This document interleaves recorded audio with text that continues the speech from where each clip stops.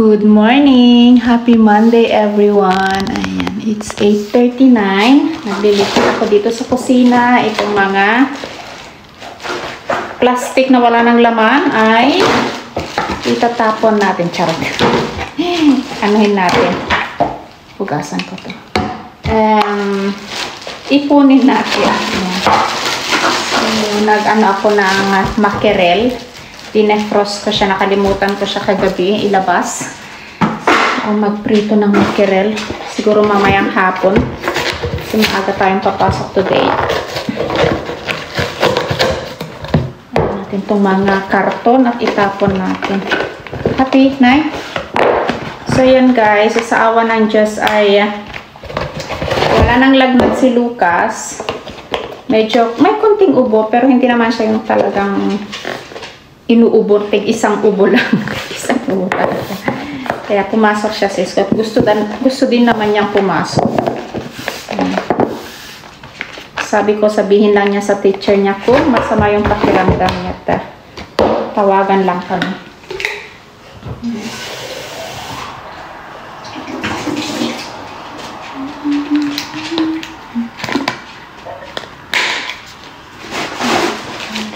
Diba?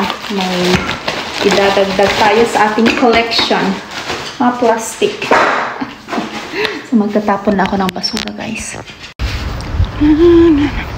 Diretso na tayo dito sa my view deck after kung magtapon ng basura. Ayan, iikot lang ako, guys. Para naman may exercise tayo ngayon. Konting ano lang, hiningal na. Ano ba yan? Ayan, so, may konting ambon siya.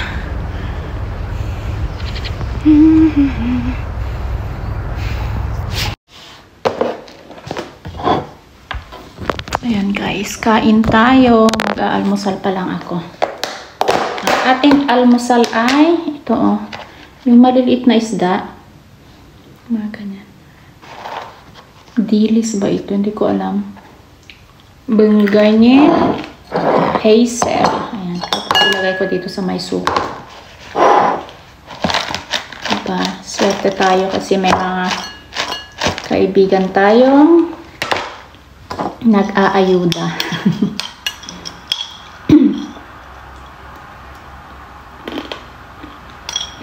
Sarap.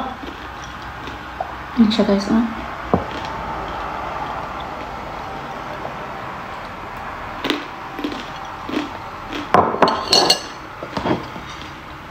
Itlog at bagong lutong bigas. Kain tayo guys, hindi na ako magkakape. Nakadalawang tasa na ako ngayon. Anong oras pa lang? 9:18. Before na lang ako papasok. Or sa trabaho na lang. Sarap.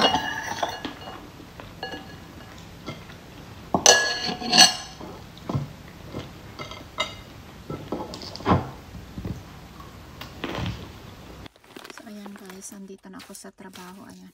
May mga anik-anik ako dito. Tingnan nyo itong mga ginawa ko. So, ito yung gagawin ng mga grade 2 na hobby bukas. Ayan. Yung pine cone. Tapos nilagyan ko lang ng mata-mata at paa-paa. So, yes. So, thank you guys for watching and have a good day.